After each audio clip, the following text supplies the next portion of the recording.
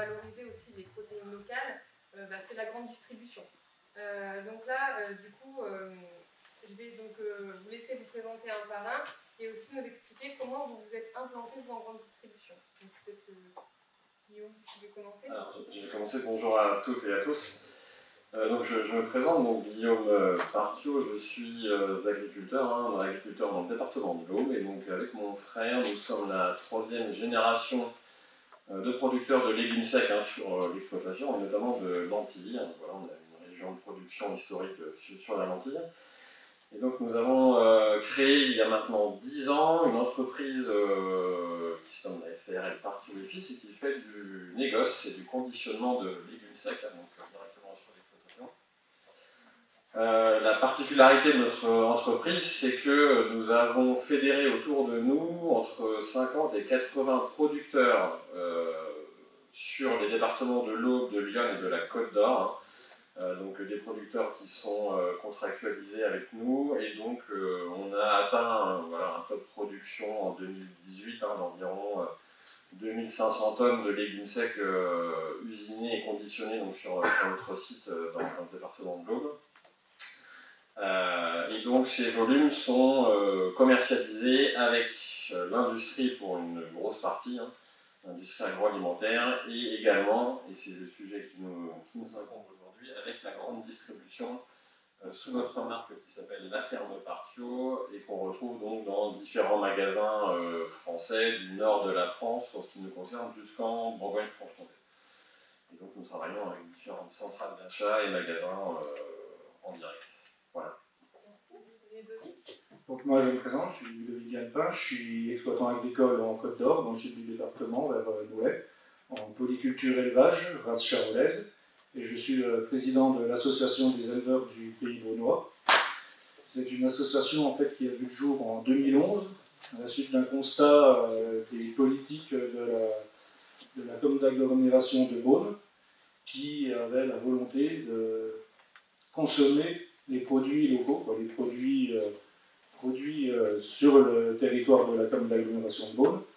Donc une grande étude avait été faite pour voir comment on pouvait faire pour valoriser au mieux les produits. Donc de là a découlé l'association des éleveurs du Pays Beaunois, ainsi qu'une SAS de commercialisation de viande bovine. Donc on travaille avec des restaurations collectives, donc celle de la commune d'agglomération de Beaune, et aussi différents grandes surfaces et moyennes surfaces, ainsi que des restaurants pour la restauration au foyer. Voilà. Merci. Alors maintenant, si on rentre un peu plus dans l'aspect logistique et puis dans le vif du sujet, quelles sont finalement les contraintes et opportunités que représente la collaboration avec ces grandes et moyennes surfaces? Guillaume, si vous voulez continuer. Alors, sur les opportunités, effectivement, il y a 10 ans, on a fait le choix en fait, d'emblée de partir avec la grande distribution. On aurait pu aussi faire le choix de travailler en direct avec le consommateur, avec un magasin, un point de vente à la ferme, etc. Voilà. Mais aujourd'hui, le consommateur, un peu plus de 80% des achats alimentaires sont quand même réalisés en grande distribution, donc c'est quand même pour nous, producteurs, un moyen rapide de vendre des volumes. On a fait ce choix il y a 10 ans de travailler avec la grande distribution. Alors ça n'a pas été si facile que ça, et ça n'a pas été évident au début parce qu'il faut rentrer un peu dans les mécanismes de la grande distribution. Alors au démarrage, on a travaillé, on va dire, en direct avec les magasins. Donc, prise de relation en direct avec un point de vente, puis un autre, etc. Pour arriver à aujourd'hui un système un peu plus complexe, puisqu'on livre désormais des centrales d'achat avec l'évolution des volumes qu'on a pu avoir. Et donc là, on fait face à des choses un peu plus complexes. Et donc sur les freins, on a aussi l'aspect logistique. Livrer des produits, alors notamment des légumes secs qui ont une faible valeur au kilo, donc qui sont des produits pondéreux, donc livrer ce genre de produits à la grande distribution en direct, ça a une valeur au kilo assez importante. Donc on a d'abord ce frein-là, on va dire logistique. Ensuite, la relation commerciale avec la grande distribution, voilà, je le disais, c'est une histoire de femmes et d'hommes. Donc voilà, on a un chef de rayon, une chef de rayon.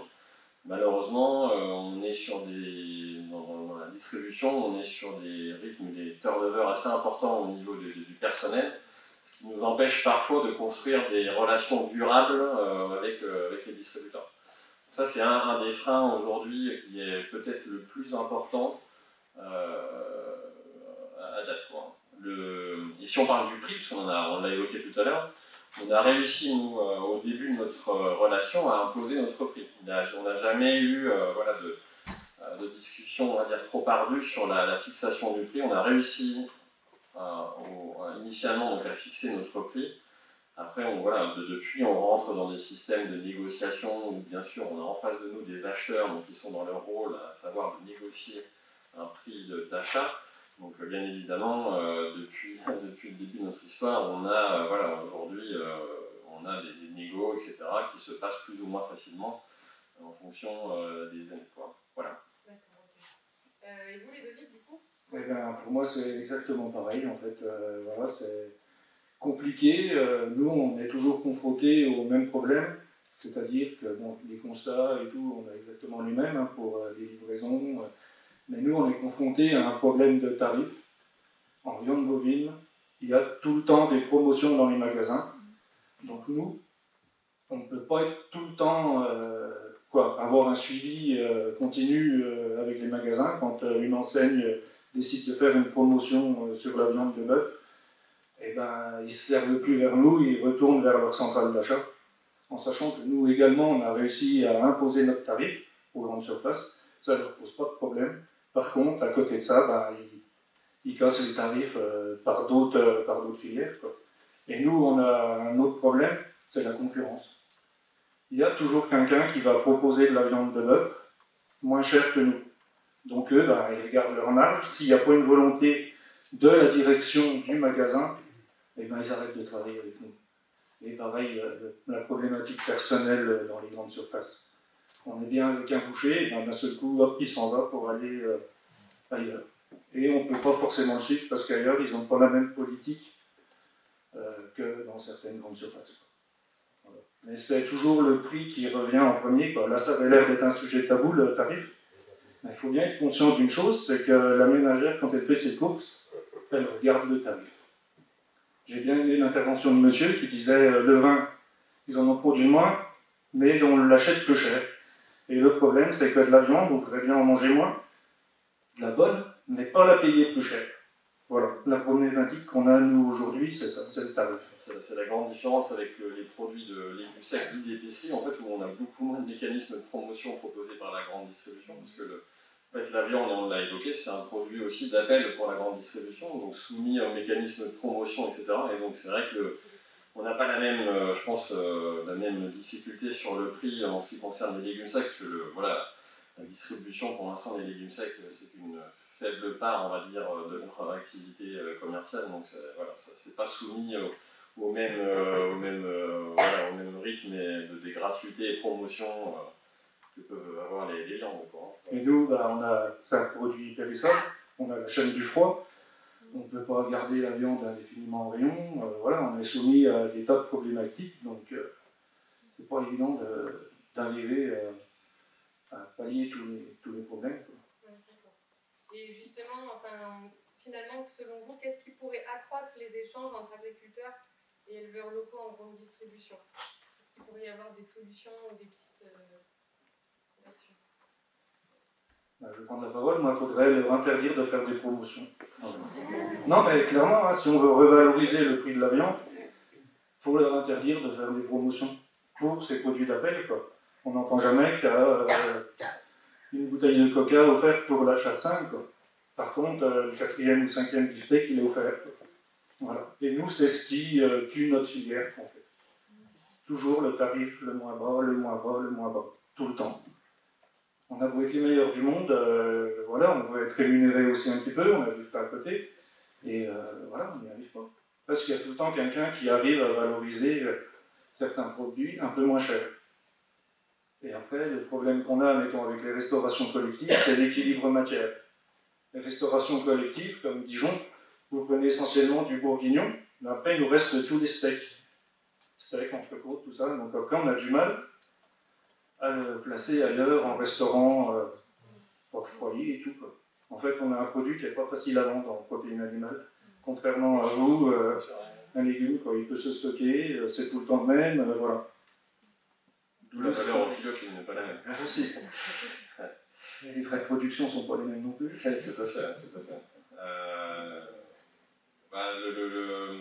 Voilà, aujourd'hui, ce qu'on pourrait améliorer, je pense, avec la grande distribution, donc c'est d'abord ce côté relationnel, essayer de maintenir les relations, on va dire, sur la longueur. Je pense que c'est un des freins qu'il faudrait qu'on puisse arriver à faire sauter. Alors ça, c'est plus ou moins évident en fonction des distributeurs et de leur organisation, hein. Donc c'est plus évident avec les distributeurs qu'on appelle indépendants, parce que souvent, on a quand même des chefs d'entreprise à la tête des magasins, donc qui donnent, qui inspirent leurs salariés pour construire des relations plus durables. C'est moins vrai pour les magasins qu'on appelle intégrés, sur lesquels il y a aussi beaucoup de turnover. Donc voilà, si on peut améliorer, on va dire, la relation, mais juste de commerce, hein, d'acte de commerce entre producteurs et distributeurs, c'est une des premières choses. Après, effectivement, on a ces questions logistiques. La grande distribution impose des cahiers des charges assez, qui sont plutôt drastiques, hein, sur la logistique et sur les livraisons, hein, avec des pénalités, hein, qui sont souvent assorties sur des retards de livraison, etc. Donc il n'y a pas du tout de souplesse pour l'instant. La souplesse elle est assez faible au niveau logistique pour les producteurs, hein. On va dire que seuls les grands industriels peuvent prétendre livrer, on va dire, avec un taux de service proche de 100% et des temps et des heures respectés, comme ils le souhaitent. Donc il y a ces questions-là logistiques, cette question de la relation commerciale, et puis encadrer ces mécanismes de promotion. Alors c'est le cas, hein, puisque les différentes lois, et notamment les différentes lois EGalim, imposent maintenant un encadrement des promotions. Et la dernière en date, hein, EGalim 2, dont le décret est sorti il y a quelques semaines maintenant, va encore plus encadrer, on va dire, tous ces mécanismes de fixation des prix. Alors là, on est en plein dedans, donc c'est aussi une des difficultés, on va dire, à court terme, même si sur le long terme, notamment la loi EGalim 2 doit porter ses fruits sur la protection de la valorisation de la matière première agricole. On n'empêche qu'à court terme, ça reste une usine à gaz très importante et qu'on va probablement s'arracher les cheveux là, dans les semaines à venir, puisque les négociations ont commencé il y a un mois maintenant et doivent se terminer pour le 28 février. Et malheureusement, on n'a pas tous les tenants et aboutissants sur la loi EGalim 2 et tout le monde est en train un peu de s'arracher les cheveux. Donc on a aussi tous les mécanismes juridiques qui ne sont pas évidents à intégrer, hein, pour les producteurs et les groupements de producteurs qui veulent se lancer avec la grande distribution.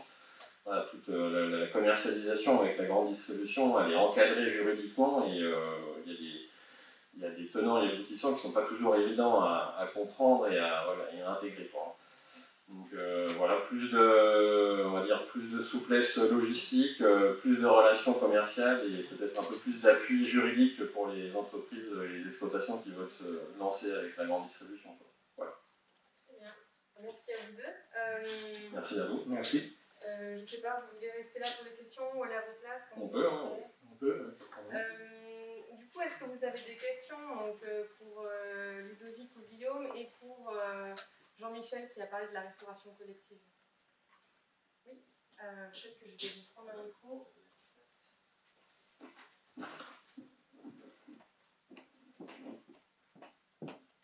Je vous laisse vous présenter juste avant de poser votre question. Okay. Donc bonjour, je m'appelle Juliana. Donc merci beaucoup pour cette présentation. J'avais une petite question pour Guillaume, plutôt par curiosité.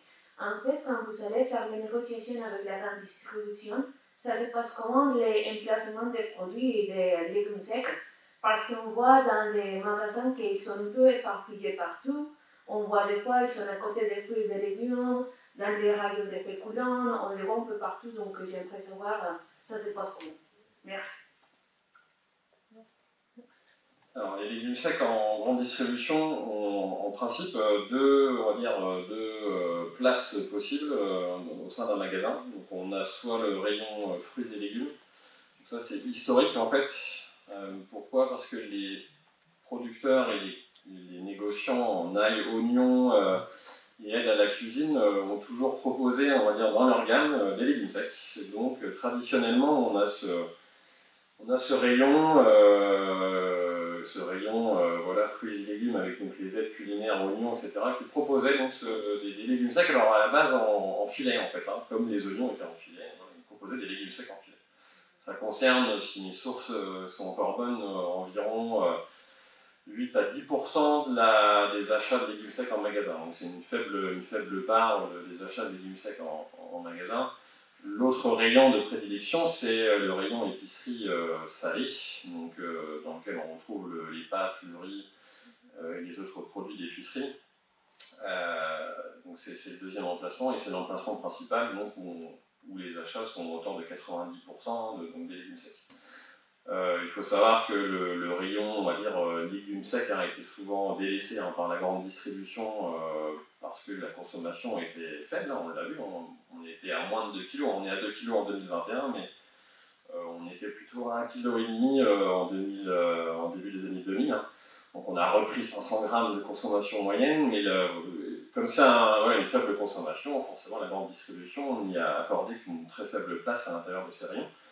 Depuis depuis sur ces 5 dernières années, le rayon légumes secs a tendance à s'agrandir, avec la multiplication des produits et des gammes, et notamment aussi des mélanges céréales légumineuses. Hein. Donc on voit l'émergence de nouveaux produits et un rayon qui quand même est un peu mieux tenu qu'il ne pouvait l'être auparavant. Donc il y a deux endroits de prédilection, mais c'est vrai qu'en plus on rajoute aussi les rayons de produits locaux. Donc les magasins ont souvent un autre rayon pour les produits locaux dans lequel on peut retrouver également des légumes secs.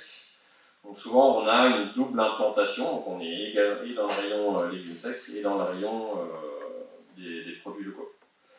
Avec la difficulté qu'on a pu voir tout à l'heure, c'est que le temps moyen de passage dans le rayon épicerie il est inférieur à 2 secondes. Hein. Donc en fait, pour imposer un nouveau produit dans un rayon d'épicerie, c'est plutôt assez compliqué. Et il y a beaucoup de freins et il y a beaucoup de choses à travailler sur la communication pour pouvoir s'imposer et imposer une marque dans ce rayon-là. Voilà. Merci. D'autres questions? Bonjour, je m'appelle Claire Guillet et je suis fondatrice d'une société qui s'appelle Clarion, qui fait de la traçabilité sur la viande notamment. Et j'avais une question, en fait tout à l'heure on a vu que pour les consommateurs, le critère du local devient de plus en plus prioritaire.